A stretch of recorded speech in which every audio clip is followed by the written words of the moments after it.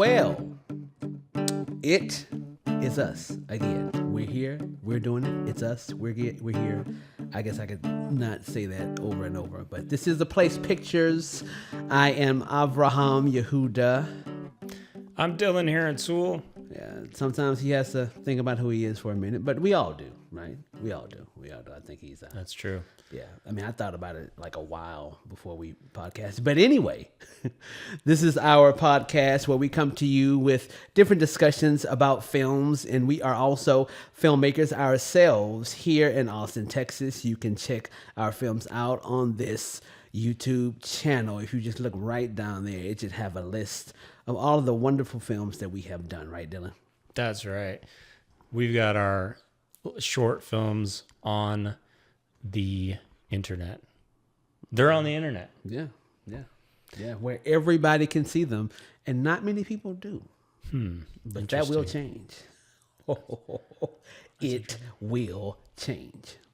Better. Yeah, it better. So what's going on with you, man? What's happening? What's new? What is new? Not much. New job, working good. Money, nice, is good to have money. It's good to have money. And you need money to make films. Did you know? I think so. And so I do. I think you might need it. Yeah. It's the most expensive art form. Maybe. No, I think it is. It has to be, right? Definitely one of, yeah. Film is the most. And that's unfortunate. I think about that sometimes. I like film as an art form. Like, I feel called to do film, and it's a bummer because it takes money and it takes a lot. I don't know, but it is cheaper now than ever before. You know, we got technology, and it's helped us kind of bridge that gap of, like, you know, before you had to have like billions of dollars even just for like a short film, or millions, you know. Yeah, they shot on film. Mm-hmm. Now people have a phone that does 4K. Mm-hmm. So yeah, that's weird. How, like, it's interesting how what happens is you had all this expensive equipment back in the day, and films cost like a lot to do, and then like the minute it became easier to produce higher quality films, then everybody's doing it. So it became cheaper, but now everybody's doing it. So before, when it was way expensive, those films stuck out. But like nowadays that it's less expensive, it's so many people doing it. It's like, you know, the market is like incredibly saturated. I mean, like, I think I saw somebody the other day like shooting a short film, and I was like, "What are you doing, buddy?" He's like, "I'm shooting a short film." And I go, "Do you love film?" He's like, "No."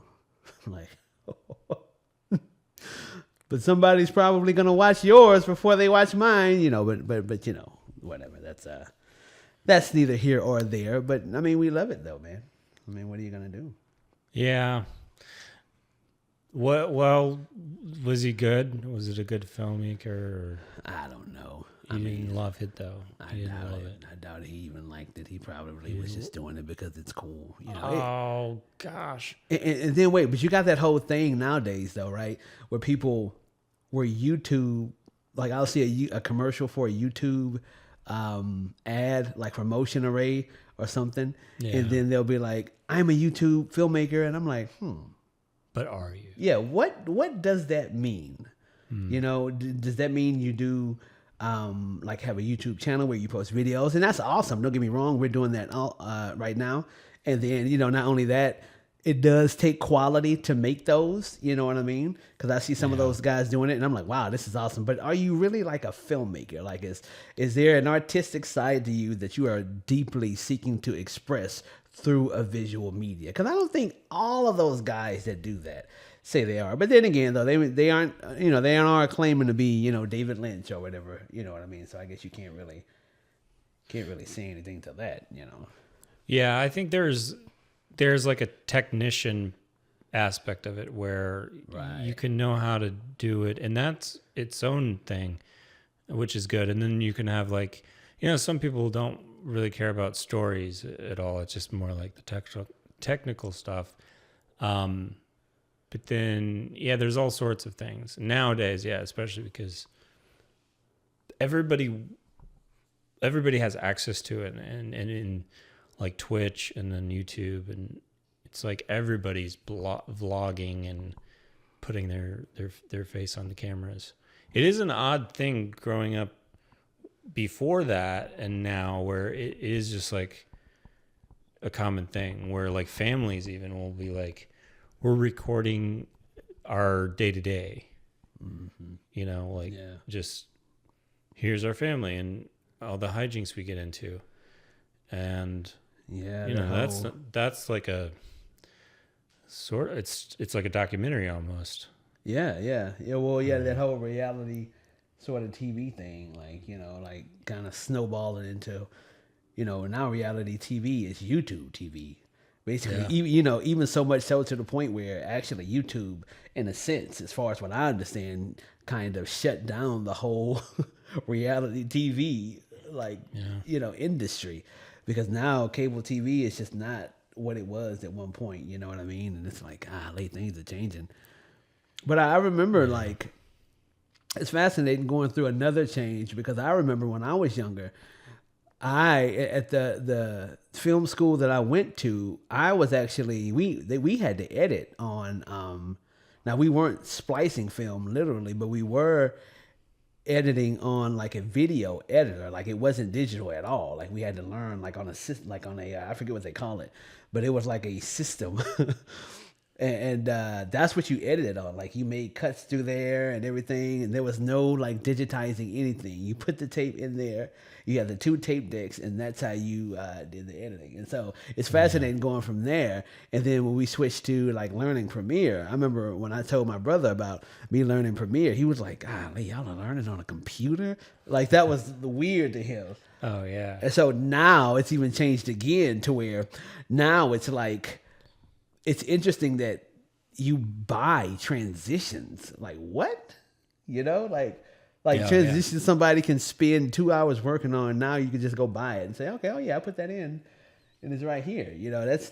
That's interesting. Now, back in the day when I used to want to just be an editor, that was like, I used to love doing really difficult transitions like manually to see like how it would turn out. It's fascinating. Look how far we've come, you all. Look how far we've come. So it was like, because you couldn't, there's like no undo button on if you do a cut, or is there back then? Yeah, that was you splice it back together, I guess.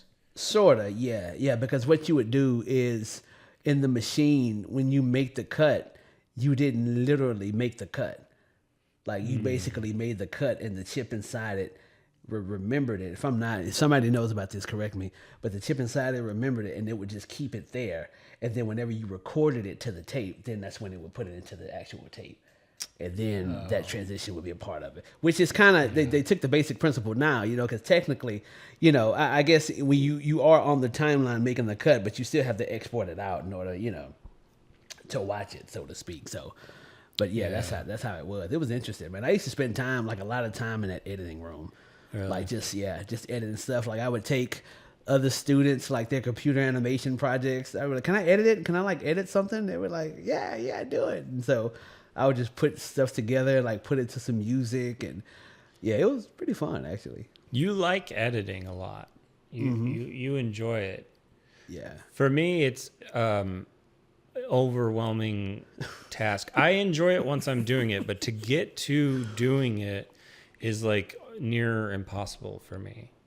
It's I don't know why that is. It's just it's like overwhelming, where I know I think it's just overwhelming. I get overwhelmed and I don't do it, and I put it off. But once I'm doing it, and then I'm enjoying it. And I do enjoy editing, but if I could just get over the starting part, that's the hardest thing for me. Yeah, I think editing is like widely, I think that's the most common thing people dislike in putting together the symbol or the editing, the editing part. It's like the assistant kind of. Yeah, because usually people are like, the shooting's fun, acquisition is fun, and even pre-production. But usually when it gets to post, people are like, I don't want to deal with that. Yeah. But for me though, what I used to like about it is you're literally putting the story together. Yeah, it's the puzzle pieces. Yeah. Yeah. That's why I do like it. Yeah. That's you. To me, you get to see what you did, and then you get to kind of like tweak it in a way where it works. Yeah, I remember a long time ago, I had to shoot this commercial. It was called. It was for class, and it was called Kick Butt Pants. It's funny. We have a kick butt here in Austin, but anyway, I knew it before then. Yeah. I knew it before then. I did it first. You started. But no, and that was for class. That was for one of our production classes to make that commercial. But then I remember I recut that commercial into like a I want to say maybe a minute long trailer for a movie that was called 20 Minutes. Oh no, Day Warp. That's what I ended up calling it. Oh. Because I was like making them disappear in Premiere. Because you can put if you have like one piece of footage here, then another piece of footage here, but it's the same piece of footage. It's just that something's in frame on one of them. It looks like you're making one of them disappear. So I did that the whole time with sound effects. It was so cheesy. But at the time, people were looking at it. They were like, "Oh my God, you did this in Premiere?" I'm like, "Yeah, it's pretty fun." It was really fun though. My opinion about editing and what you can do is you can have almost anything. If you edit it correctly, even if it was done badly, you can make a good project. Now, it might not be at all what the script was or anything to make it good, but I believe through editing you can make anything good. Mm-hmm.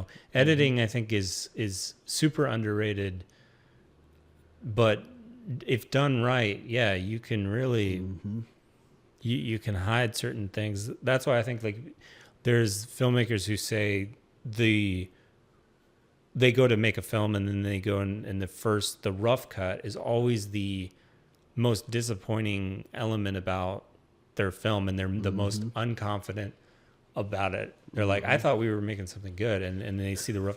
But because you there's so much in the tightening of an edit that fixes all of those pieces. And I that's interesting to me. I don't know why, but editing is amazing. Yeah, it's like that it's telling a story in real time. I remember when, by the way, stay tuned, you guys, for my latest short film that I directed called Few Seconds of Violence. It will be released onto our YouTube channel very soon. Few Seconds of Violence, directed by Avraham Ben Yehuda and written by Lathan Lewis. And I guess Dylan helped me produce it. I mean, I didn't really do much. But I remember editing that. I remember when we edited, when I first started editing it, it's it's always that moment. I'm like, this is going to be terrible. Yeah. This is going to be absolutely terrible. We didn't get this. We didn't get that. I went through those moments. But the awesome thing, that's why I said real time, is because you're telling it, once you get to editing, you're telling a story from an audience's point of view then. At first you're directing it. You're directing, you're moving, but then you're doing it in real time. You're watching it go. So that's why it's awesome. That's why, like you said, you can make it better, because upon viewing it, you can put that rough cut together and then go watch it again. And then okay, it needs this. Oh, okay, it doesn't need this. Oh, this is fine. And that's what I did. I was really proud of Few Seconds of Violence, the way that came out, editing-wise, because if you were on that set, you knew we did not get much of what I wanted to get, but I was able to hide certain things, and it still kept the narrative together. Because essentially, that's what it's about. It is a visual medium, but you're telling a story. And so even though it's a visual medium, if you don't need a shot, don't use it. If you don't need a cut, don't put it there. I don't need it. Like, as a matter of fact, I know that some films work the best is like when you give the audience the least amount of visual information it needs to tell the story. Sometimes that simplifies it just enough for the story to be, seamless and wonderful and great. Like, hopefully you will think Few Seconds of Violence is once we upload it to our YouTube channel. Sorry. Yep. Coming 2030 to YouTube and exclusive. It'll be sooner. Good. I'm ready. I'm ready, man. I'm ready. Yeah, I that whole thing about like editors, you learn to direct by editing, or you learn, you really do, because if you make a film first and then you edit, right, for the first thing you've ever done, that's usually how it works.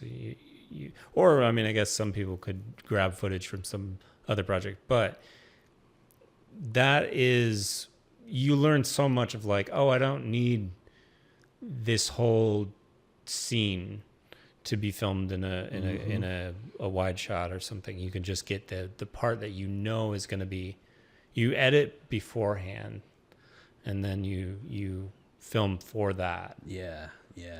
Then you get pickup shots or stuff just in case, but really you want to do it that way because you're saving a lot of time. I'm glad that, because some people don't edit and they just want to direct or they just want to do this, but I really have learned a lot about filmmaking through editing. So I'm glad I did that, because I think you really need to edit to be a filmmaker. And see, because my love for editing came from when I was younger. My brother would show me movies, and he would show me how they cut together. And one of the people we would study a lot was Scorsese. And see, and the reason I bring that up is Scorsese is that way. He's an editor. As a matter of fact, there's Woodstock footage that he edited. Oh, really? Together, yeah. It's years ago, but yeah. So he's an editor. So, and of course, he works with the same editor he's been working with for a long time, Thelma Schumacher, I think it's her name. But he works with her, and like there's videos of him talking about, okay, like they'll ask, what's your favorite part of filmmaking? And he'll be like, oh, it's definitely the editing. It's editing, because, and then like he goes, I don't know if you ever heard Scorsese talk when he goes into a Scorsese movie, because you have the picture here and you have this, and so so that's where editing comes in, and it's fun. Like, so Dylan always teases me, you all, because apparently I'm weird, right? Because I guess I have a non-linear way of making films, to where like if we are on set, it doesn't look like what I'm doing is gonna cut together. And so there was a teaser that we did, and it's it's hilarious because Dylan has worked with me so much, and he knows, he's to a point where he's like, okay, I don't know what's going on, but I'm gonna be quiet and let Abraham do his thing. Yeah. And then afterwards, I show up. He's like, oh wow, okay. That was cool, but I'm bringing that up because to me, a story can be told so many different kinds of ways. Yeah. Like, for me, it doesn't have to follow a beginning, middle, and end pattern. I mean, maybe to a certain degree, but, as long as because what you're communicating is the story and the tone and the emotion, not exactly the linear facts. It's not absolutely necessary. So, yeah, I mean, editing's fun. How do y'all feel about editing? Somebody tell me. Is it boring to you, or can you tell when a film has a good cut or when it's not cut really well? Or what do you think about editing? Yeah, what do you think about editing? He just said that, but I said it again. I sure did. That's true. Mm-hmm. You did. Yeah, editing's cool. So, what do we got this week? All right, movie thingy of the week. Right, movie thingy of the week. So, what we decided to do this year. So, as you guys know, we are from Austin, and we are filmmakers ourselves, and we are in a city with a bunch of filmmakers. Some of which probably don't even know we exist, nor do they think we watch their films, but we watch Austin films. I want to tell you guys, we pay attention, okay? We know the good ones. And we know the other ones, too.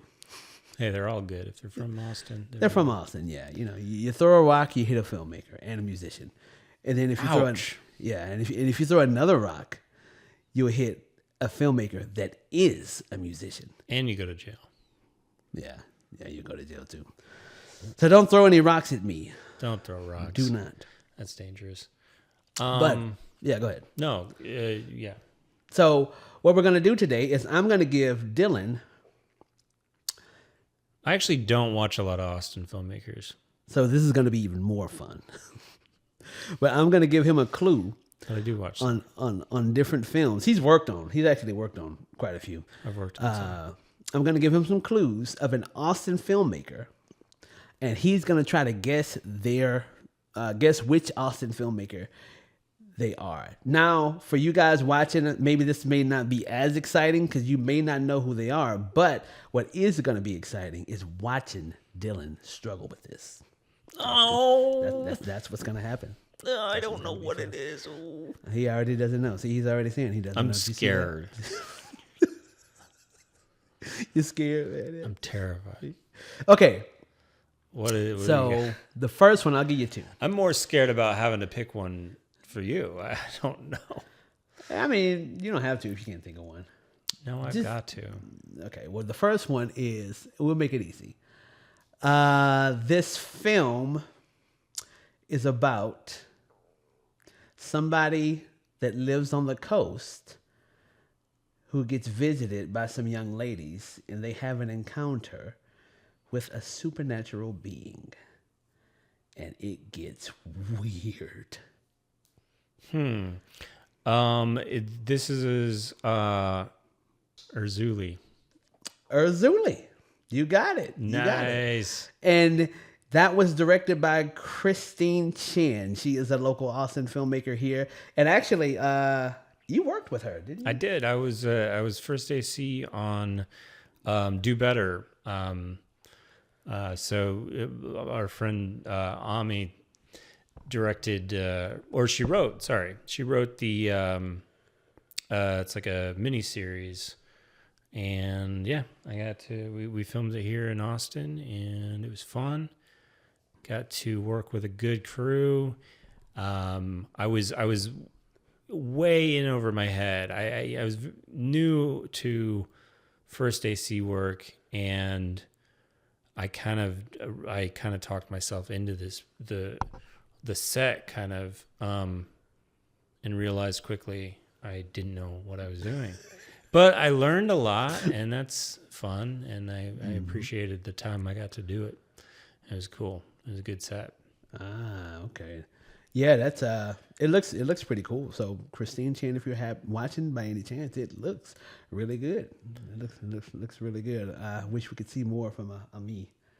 Yes. Mm-hmm. Yes, I need to reach out, see what's going on. Oh, and also Urzuli looks really good as well. And if anybody wants to check that out, it's called Urzuli, Ezurlie, directed by Kristen Chen from Austin, Texas. Shout out! I still need to watch it. I've been meaning to watch it. Yes, that's cool. It is cool. Okay, so what you got for me, man? What you got? I'm trying to think. Well,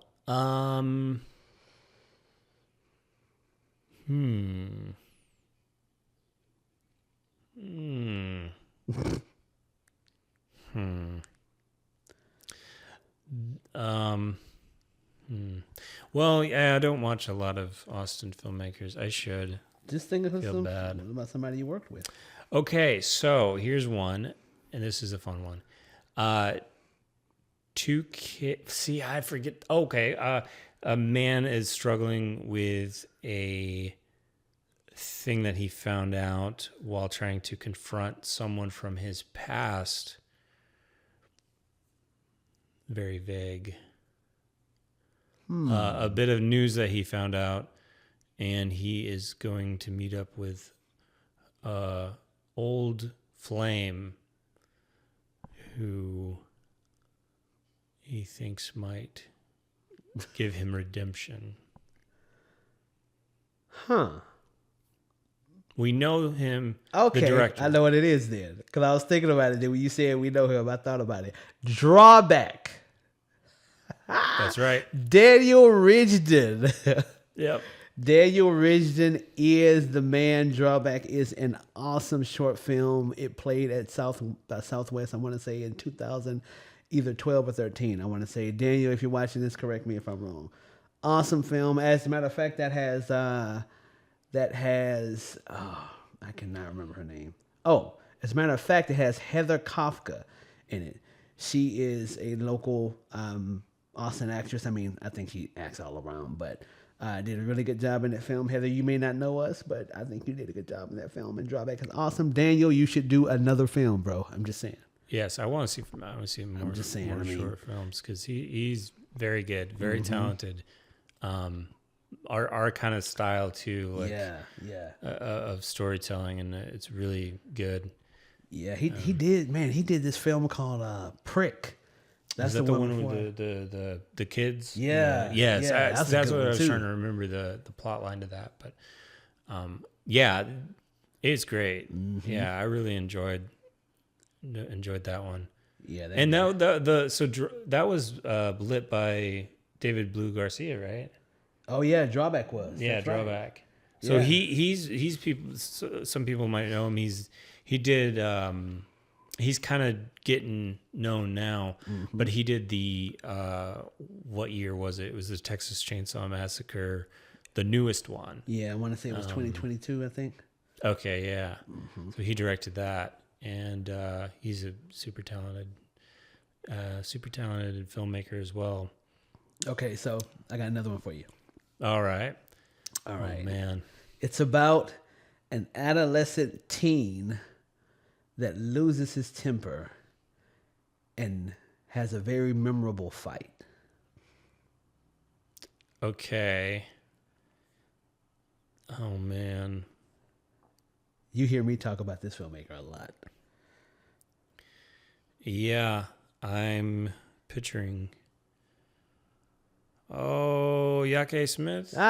What's the name of the film? And the film is called Brother? No. What is it? You got the right filmmaker. One Hitter Quitter. Oh, okay. Yeah, I was thinking because Brother is right. He did Brother. Yeah, he did do Brother. That is him. That's with Alexis Santana in it. Okay, yeah. Right. Yes, Yake Smith. He is probably, if I had a favorite Austin filmmaker, Yake Smith is my favorite. I think he's a super talented dude. As a matter of fact, I might be seeing him this weekend. Nice. I'm going to a film festival that his film got into. So, ooh. Yeah. Talented dude, Yake. Yeah, very, very talented. If you're watching this, you already know, bro, that I dig your stuff. You know what I mean? I met you way years ago in Houston, back when they were doing the Thursday night screenings at Brazil's. Shout out to Brazil's if y'all still do that. And but that One Hit Quitter, is that your favorite by Yake? Yeah, I think so. Yeah. I like Brother a lot too, though. Yeah. But yeah, One Hit Quitter, that was really good, really powerful. Yeah. Man, he did that. He did a web series called The Beginning of Everything, The Beginning and Ending of Everything, and that was. I felt like that was. I want to say that's my favorite. Really? Because you really got to see him. You got to see him with time tell a story over time, and I just really liked the story he was telling. Yake's not afraid to. He's not afraid to be stylized, to use style to his advantage, and he does so in The Beginning and Ending of Everything. So I thought that was pretty cool. And I had the opportunity to work with Yake on another web series called The Electrics, written by Ashley Harris, and that was pretty cool. So yeah, Yake's the man. Yake Smith, props. Check him out. Props. So I mean, I think it's probably obvious, like we said, we pay attention to Austin filmmakers here because we are Austin filmmakers also. And maybe we can collab with some of you guys one day. I mean, because Lord knows that I am, in fact, very tired of collaborating with this guy. So somebody else every once in a while. Yeah. would work out. All right. I guess so. I'm sorry, man. You know, I'll just go. You should. I think you should. I'll just go. I'll just head out now. No, Dylan is amazing. But we'll get into Dylan's films later. All right. We're topic time. Topic time? Topic time. This is a good one. This is going to be fun. We're talking about science fiction. Whoa. No. Science fiction, not haunted. Yeah, mansion. but like in science fiction, they have like those sounds. No. They do them, man. It's somewhere. I've heard it. Man. No, it's more.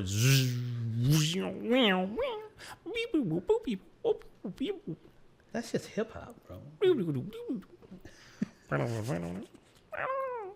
R2D2 noises. I see.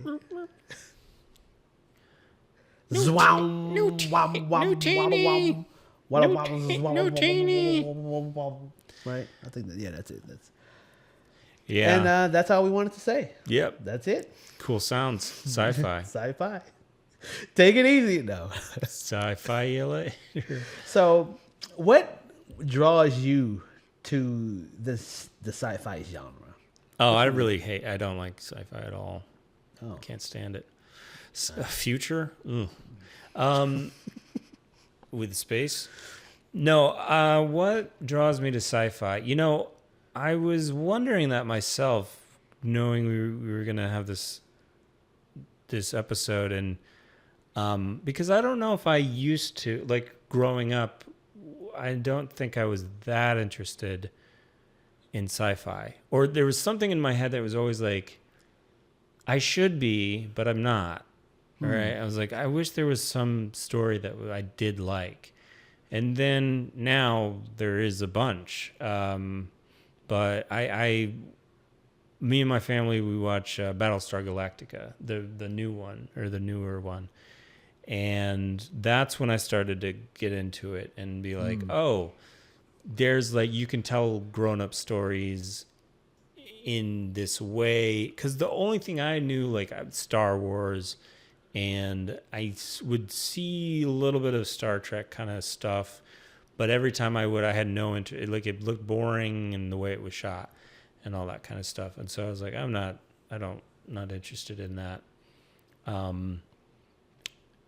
But I guess nowadays I find interest because we're living in pretty much a sci-fi movie at this point. You know, like from growing up to now, it's like the technology is so advanced than it ever was. And it's scary to me. And it is, or maybe not scary.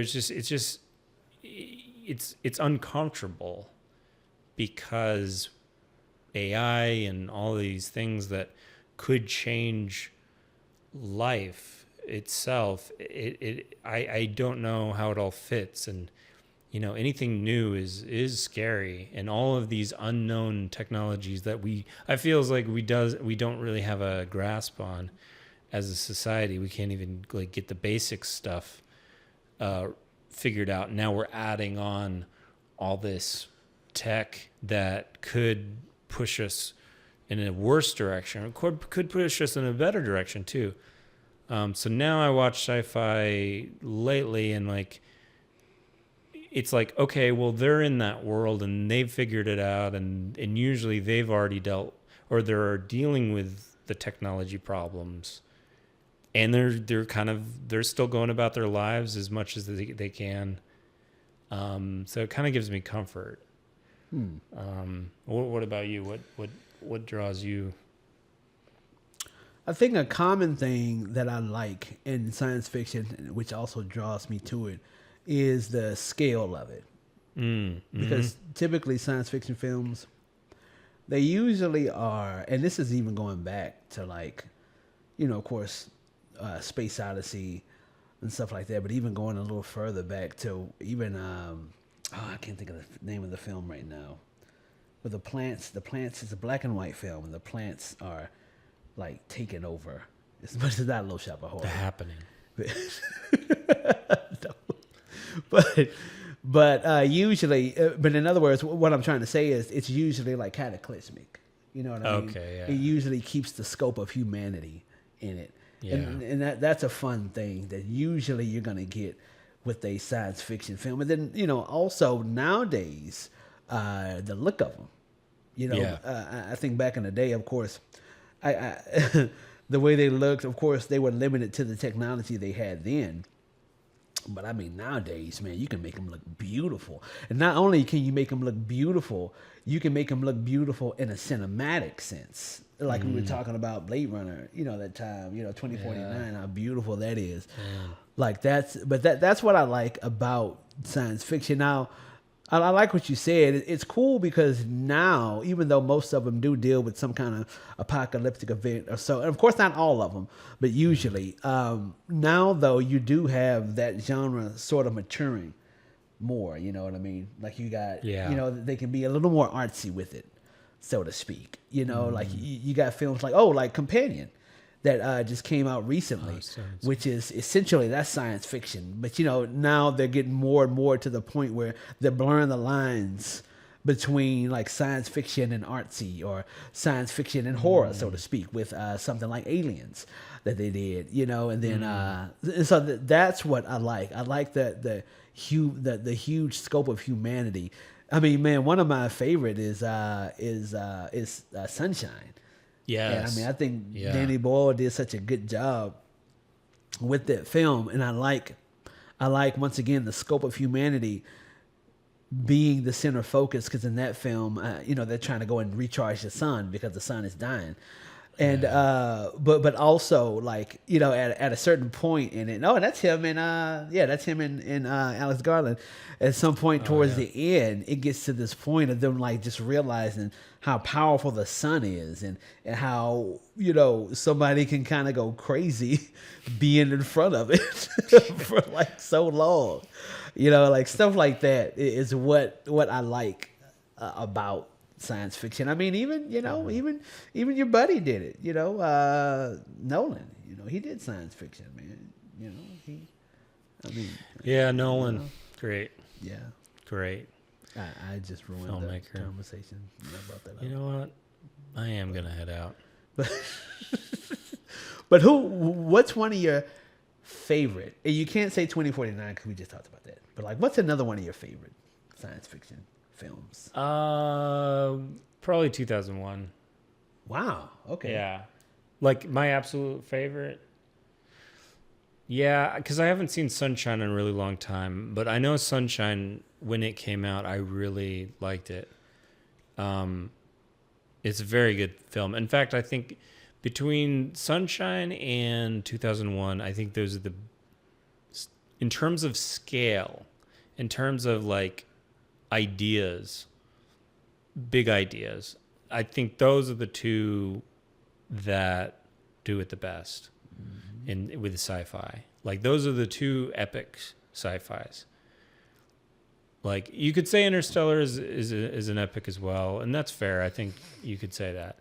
I'm sorry, man. I wouldn't never say that, but I'm sorry. I've got problems with Interstellar, but I think I've already said. Oh yeah. It's a good film. Okay, Nolan's great. Nolan's great. Those. What about you? Well, like I said, Sunshine is one of my favorites. Oh yeah. I'd put 2001 up there, definitely. And I mean, The Matrix, man. That first Matrix, man.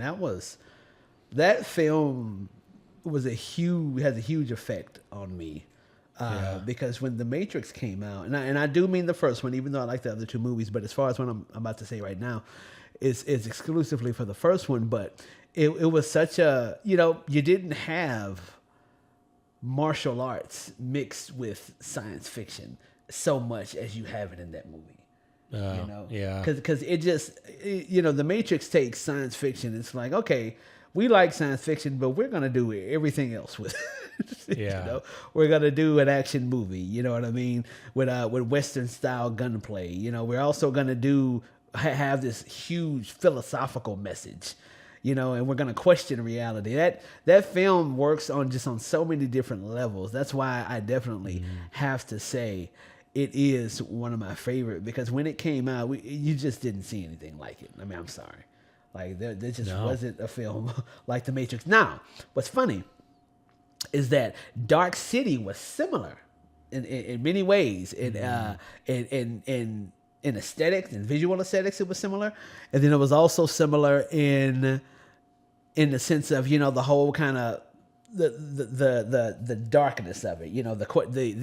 A civilization controlling another civilization through a particular means of science fiction, themed tools or whatever. So in that sense, it was the same thing. I don't know if that made sense, but they were similar. But The Matrix that movie knocked it out the park, man.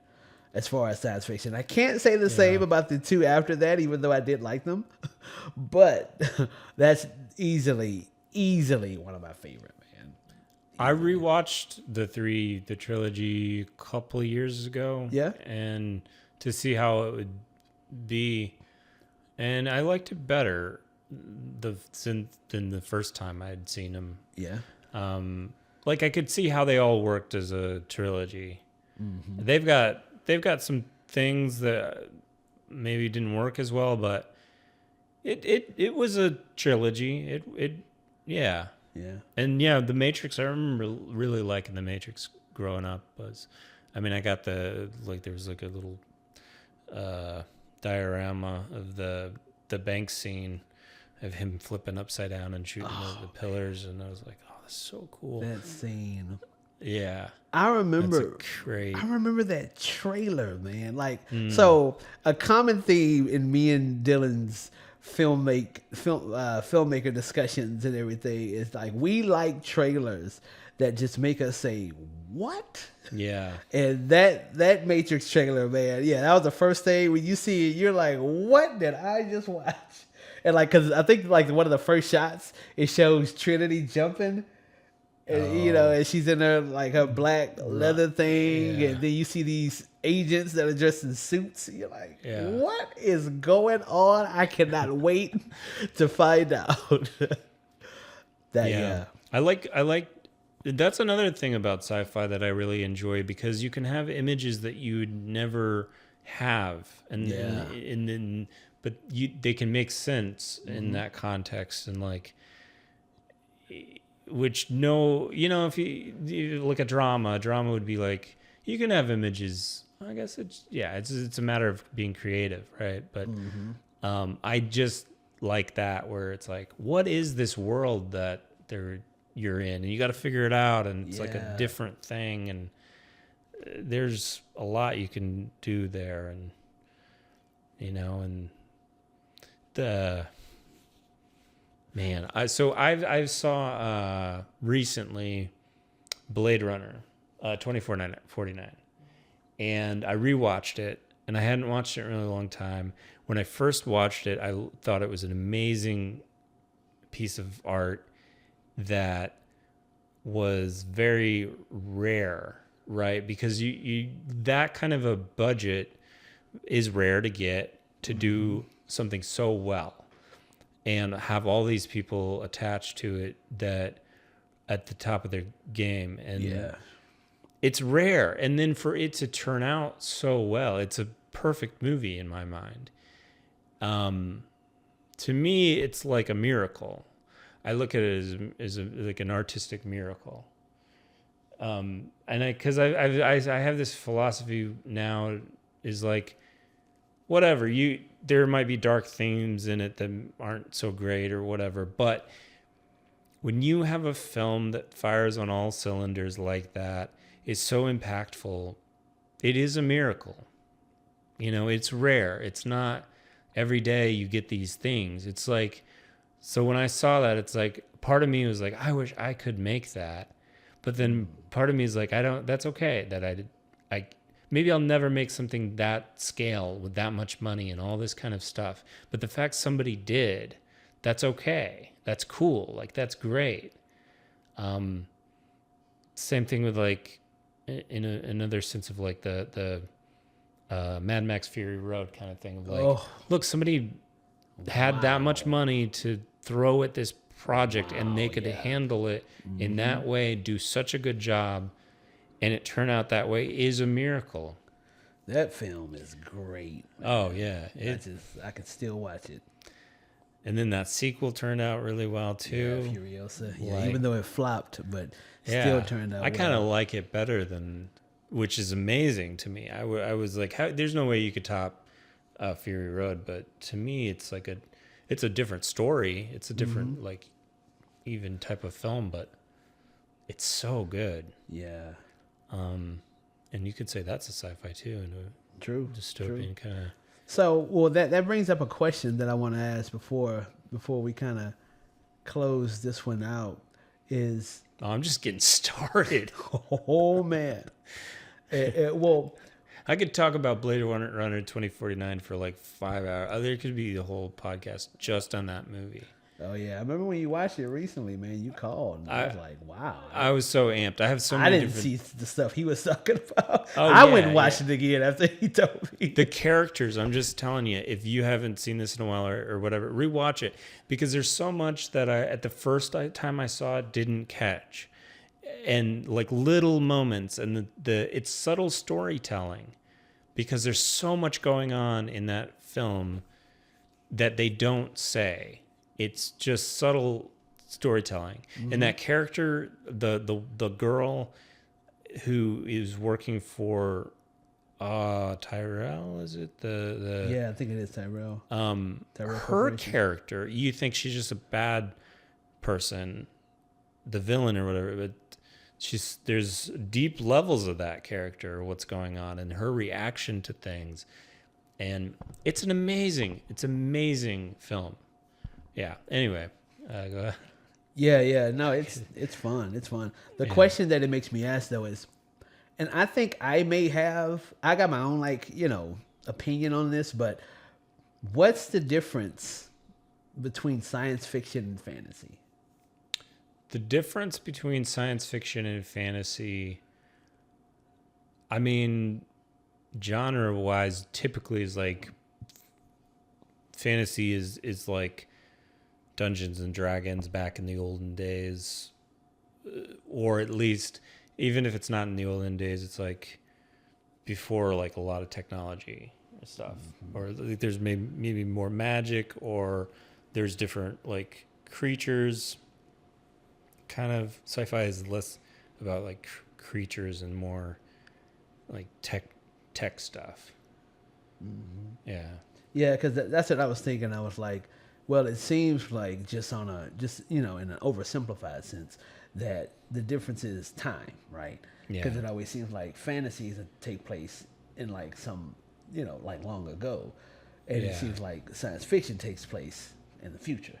Yeah, and it seems like that's an ongoing theme. But it makes one think: if that's the case, then what is Star Wars? Well, see, Star Wars takes place in a galaxy far, far away, and a long time ago. So that is a good question. Yeah. Is it sci-fi? Right. A lot of sci-fi, not to give any like spoilers to some of this, but like they do a twist like that where it isn't in the future, it's in the past.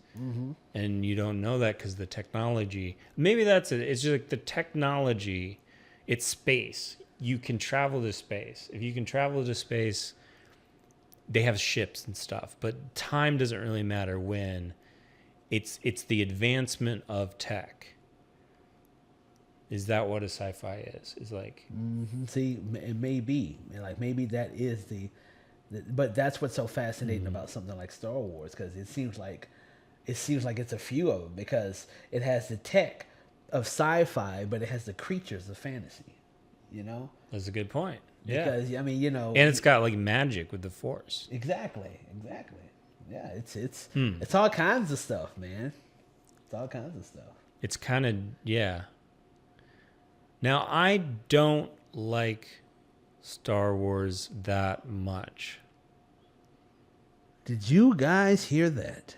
He doesn't like Nolan. He doesn't like Star Wars. Who does this guy think he is? Well, yeah. But here's the thing. I'm not going to list why I don't really care about Star Wars. Oh, okay. Well, at least you're not gonna. You can put your guns away. He's not gonna. Okay. Stand down. Stand down. But I will say this. In the pandemic time, 2020, I got into Star Trek for the first time. Never could get into it before. And then I said, what's this all about? I don't really know. I had seen the J.J. Abrams ones. So that maybe was my intro to that stuff. Mm-hmm. But then I was like, let me check out The Next Generation, the old 90s show. Because there's a lot of characters that are very iconic, Picard and Data and all Worf and all that kind of stuff. And so I was like, I'm familiar with that. What's going on? Why do people like this? The thing I didn't like about it before was it looked cheap, the lighting and all that kind of stuff. Mm-hmm. And for some reason, when I think sci-fi, it's visual is a big part of it. High concept. Yeah. Mm-hmm. So I'm like, wow, this looks so soap opera kind of thing. But super good because it's all the story. It's the character building. It's how the characters interact with each other. And it's episode of the week kind of situation where, there's in TV, especially there's these tropes. But they're fun, and you can do a lot with them. And it's this episode, everyone, there's different characters who forget who they were. And so then they learn throughout the episode. Or this episode, it's fun bottle episodes where and you get to see these characters and the characters you like Picard's great. And all of them are great. So I started getting into Star Trek, and I'm I understand. I'm more into Star Trek than I am Star Wars. And the reason being is it's more, Star Trek to me is more philosophical kind of stuff. And not that Star Wars isn't, but it's that's the appeal of Star Trek, right? Because it doesn't have the cool visuals. Now it does, but back then it didn't. Yeah, right. So it relied on who are these characters and what's the situation, and it's more the concepts that are intriguing, and they really dive into that. Whereas Star Wars is more spectacle, and that's cool, but that is the draw to Star Wars. And as a writer, I'm more intrigued by philosophy than I am spectacle. Even I like both, but that's the. That's been a long debate because that's the whole reason you have Trekkies. You got Trekkies versus Star Wars nerds. Yeah. I think they're both nerds. Yeah, no. But because so that would make sense why you don't like Star Wars as much, because I like Star Wars. I'm not a huge Star Trek fan. Have you seen it though? Have you given it a shot? Actually, in probably the past 10 years or so, I hadn't. But I remember younger, I didn't like it. But it was like you said. One of the reasons why I didn't primarily is because they just didn't have the production quality, and I was kind of thrown off by that. But the movies that they make, I think I liked every single one of those movies. Yeah, the JJs. The JJs. Yeah, that JJ brought back. Now, but to me, what I like about Star Wars is that Star Wars, it's hard to talk about this because now it seems like it's cheesy when you say this, because that world is still being built and things are still going on and things are still being kind of they're growing and maturing into all kinds of things. But when it started out, when Star Wars started out, you didn't really have something like a Jedi. Yeah. That was at the time, that was a real unique thing. Now, don't get me wrong. Of course, obviously, you got the things you got the tropes that he got inspired from, to make those, samurai and all of that. But, having a story about a warrior that uses a sword made of light and using a force, that was equal to all things, at that level, you just didn't have it. And I think that was now what's funny is that's what made it cool, but that's also kind of the same thing that they're kind of perpetuating to try to make the world interesting. Because still, Jedi's are the most interesting thing in that world. You know what I mean? So it's almost like, it's kind of like getting a little bit saturated unless they know how to, do the right thing with it, excluding Acolyte. But anyway, but I think that was the unique thing in that Star Wars world, because there isn't a warrior like that to me in Star Trek. Now, Data is cool though. Like the idea the idea of that character is fascinating to me, and the Borg. Borg, Scary. That's conceptually, I think that's a awesome idea and everything. But yeah, I had no idea this was going to turn into a Star Trek versus Star Wars discussion. I don't feel worthy of even debating that. There's people that have debated that like for years. You know what I mean? It's pretty. Yeah, that's why I don't even like. And also, I'm not like I choose one or another. You can do both. Like come on, you can like multiple things, and it's not. I have issues with Star Wars more lately, just because I don't know. To me, I'm not gonna get into it. I'll just say so deep. It's so deep, man. Yeah. Anyway, I'm more a Battlestar Galactica kind of person. Like I want like stories that feel like a real world, and I guess they're trying to do that now. But with like, because I'm watching Andor, and I do like that. Ooh, what are you on? I'm on the first season still. That's like episode 8 or so. Oh, okay. So he's like at the prison.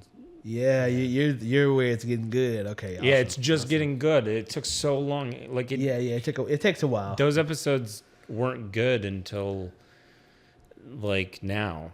I was like 7 episodes in. I'm like, oh, now it's like because there was one episode where I was like, oh, okay, that's what I think people were talking about when they really liked it. Because before there was some pacing issues and there was some problems.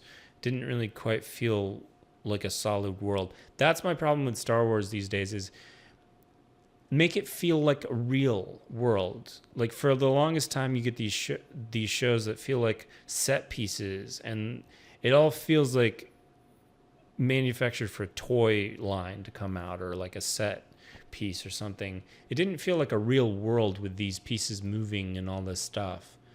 I think a lot of problems with that is because of the J.J. Abrams movie. When he brought that back in, it was like it felt too similar to the first movies, where I couldn't quite.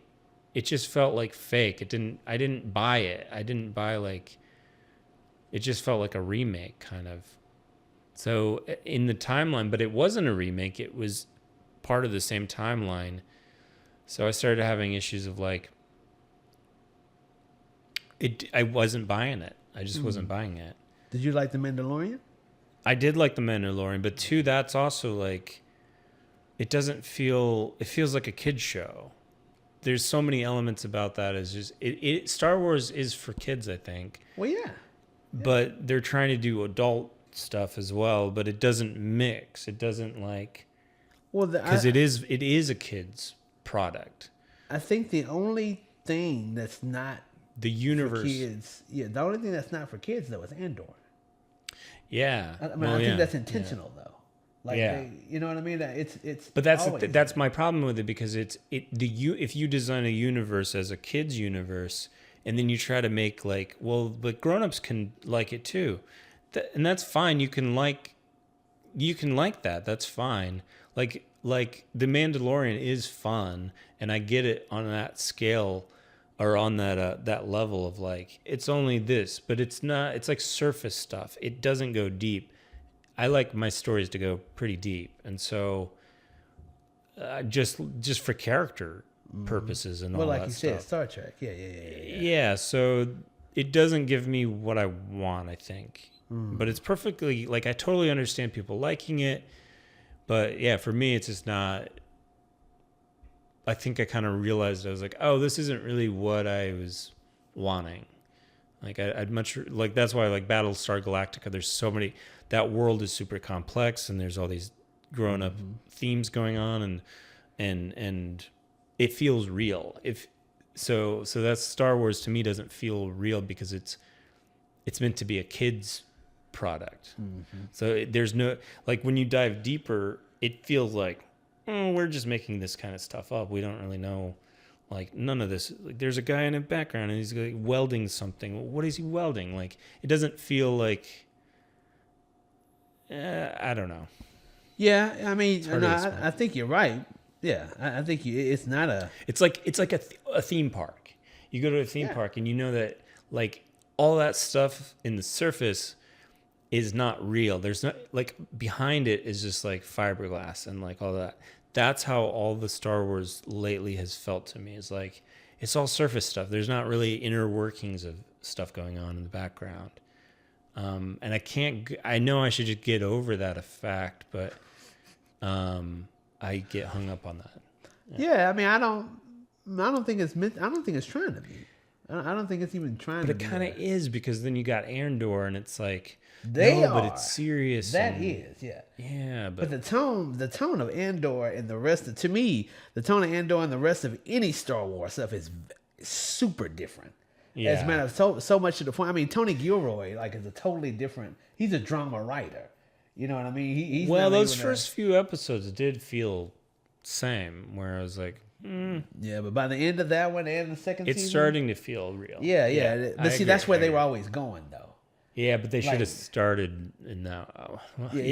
No, I mean, but it does start slow. It does start slow. It took a really long time to get to like, this feels real, like a real world with these politics and all that. But see, to me, by the end, because people had the same problem with the second season.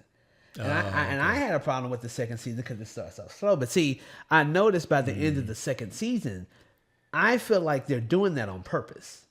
Yeah. Like, because he's establishing, because there's a whole tone he has to establish. Like, they have to bring you into this whole serious, you know what I mean? And the mic. Oh, they have to bring, but they have to, what time are we at? We're at 102. Okay. Yeah. But they have to bring us at this, like, whole serious kind of world that is very different. I think that's why it drags on for so long, because like I said, the second season does that too. But the second season does things to where there's not even any action in it. It's literally just political drama. And you're like, I mean, I like that. That's cool. And you're like, but I guess that's kind of part of what I'm saying though. Like that builds it. You don't have that in any other Star Wars stuff. Yeah. You know, like they have politics, but like you said, they're not going. They're not going deep though. They're not trying to go deep, and they only. It's almost like they only have the politics just to push that story, just to push the narrative of a rebellion. You know what I mean? See, that's why like it doesn't feel real.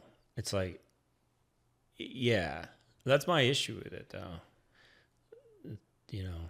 Yeah, but it's kids stuff, man. It's for years. You know, it's toys, and you know, it's not trying to be this this serious drama. Even The Mandalorian, the tone shifts a little bit in The Mandalorian. They give it that like Western tone and that Western feel, but it's still, but it's still, you know. And Ahsoka is the same way. Like they give it the samurai feel, but it's still, you know, it's still because those worlds are only made. They're only capitalizing off of a fictitious world that was already created. Yeah, you know what I mean. So it's like it's not. Yeah, but I don't think they're even trying. My complaint is that I kind of think Disney is at fault for that because you had, you know, I played what's that? Star Wars Knights of the Old Republic, that old RPG. That felt real to me. There was like a lot of cool stuff going on, but Disney, I think, went in maybe the wrong direction where they didn't really care about some of that stuff. There is a way to do both. There is a way to make it. It's still a kid's show. It's still like, you know, it's a cartoonized sci-fi space opera. That's what it is. And you can do space opera the right way and you can do it the wrong way. And I think Disney has maybe been doing it the wrong way. It's hard to kind of like quantify what exactly that is, but it's these small little things that don't quite make it what it could really be. Like I want it to be that. I want it to just be like a kid's fun adventure thing, but it needs to do it in such a way that it works. And I don't think it all kind of works. But that might be just because it's a Disney thing. Like, because I kind of feel like with Disney's, they do it. They can't quite go there with certain things, and like, I don't know. Well, yeah, with the show. I mean, with the shows though, the problem. I mean, they were just making shows. You know what I mean? Like they had their streaming. Yeah, they had their streaming platform. They're like, hey, how do we get people on here? Like, okay, what idea you got? Okay, let's do this. Okay, let's do this. Okay, let's do this. Have you seen the Rebel Wars? I haven't seen anything. See the end of that. That's some of the best. That's some of the best stuff to me. That you still might not like that, but that's some of the best Star Wars stuff. Period. It's basically the story of it's Ahsoka's story, and it happens. It takes place in between Revenge of the Sith and A New Hope. It takes place in between those, and as a matter of fact, it takes place at the same time of is it Revenge of the Sith? I think it's Revenge of the Sith. It happens at the same time. So, you know, Revenge of the Sith was made, and the stuff they didn't show you in there, it's happening in Star Wars Rebels, that show. Okay. And so, but it's really, so you get to see certain things from a different side. From a different perspective. But the way that ends, man, because you know Ahsoka, I don't know if you know, but Ahsoka was trained under Anakin. Okay, yeah. And so, but you get to see that dynamic between them and the betrayal, which is why I say, Rebels. Yeah. But I mean, it's like, I don't know, it's like 3 or 4 seasons. Do I have to see the Clone Wars to watch Rebels, or probably because that's the Clone Wars is when it starts. That group, that's like, because Rebels is later. The group is established during the Clone Wars, and then that group, and then that out of that, I think, comes Rebels, if I'm not mistaken. But yeah, but it's some good stuff. But see, and that's the other thing about Star Wars is it's like you gotta like it already, sorta. It's like it's sort of like already, you know what I mean? It's like already the fan base that's kind of already set in, and because like people like us, because me and my brother love it, but I think that's because we like Star Wars. You like Star? Yeah. It's like we've always liked that world, and when you like it, you like it at a level. Like it's not like it's not like David Lynch. That's the second time I said that, but it's not like David Lynch or anything like that. It's Star Wars, and like you judge it within Star Wars, and that's why I don't know. Did you see The Acolyte? Did you watch that? No. Cause see, that's like I heard it was not good. I don't know. See, that wasn't Star Wars. Really? Like it wasn't. Like that was them trying to do something. It's like, okay, y'all are. I think y'all are going in the wrong direction with this, because I think originally they were trying to talk about it from the Sith's point of view, but they ended up changing that. And they made it more about other things. And yeah. But anyway, I started Skeleton Crew, just the first episode. Oh yeah, see, I hadn't watched that yet. That feels way different because it's like it starts in the suburbs. Oh, like I saw the first one of that. Yeah, they're really harping on the kids theme in that one. Yeah. But I kind of liked it. I'm gonna keep watching it because I was like, well, that's the fun of these things, but they're like lean into that. Yeah, and you know what? I will say I liked a book about Boba Fett a lot. Actually, I think I liked that more than I did Mandalorian. Even though I really like Mandalorian, but yeah, something about it was like, because it was kind of like a spin-off of a spin-off, it could just do whatever. It could just have fun. Mm-hmm. Yeah, I'm like into that. Just have fun. But because they're trying to, it's like they're trying to take it serious, but it's not. It's goofy. So if they're not having super fun with it, like, then what are we doing? Like, you know what I mean? Like, pick a lane. You got to pick a lane. And I think that's why. But a lot of people didn't like Book of Boba Fett. I thought it was great. It was fun. Well, so that's it for today. Dylan doesn't like anything. Well, wait a second.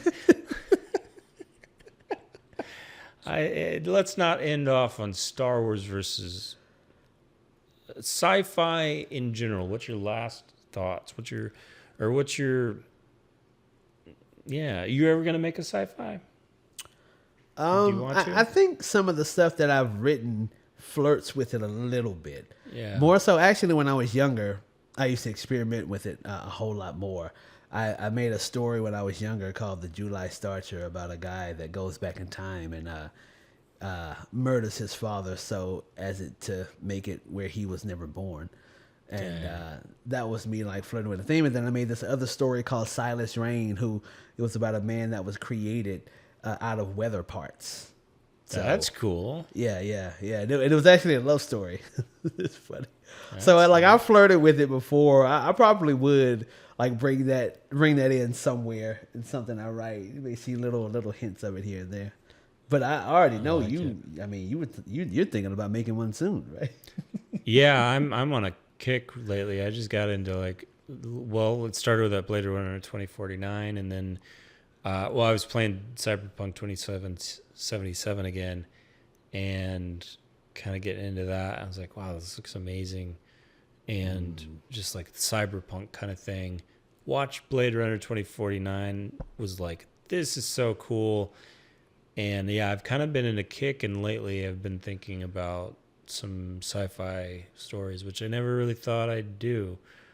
Or I always like imagine myself like making one kind of big, like what would be my sci-fi thing. Mm-hmm. But now I might just do a few different ones. Yeah. I'm looking forward to it, man. Me too. It should be interesting. Well, we are A Place Pictures. This is Abraham Yehuda. And Dylan Heron Sewell. And hit that subscribe button for more content. And also, could you please watch our films and tell us what you think? Please be nice. Please be nice. Please be nice. And we will see you in the next one. See ya.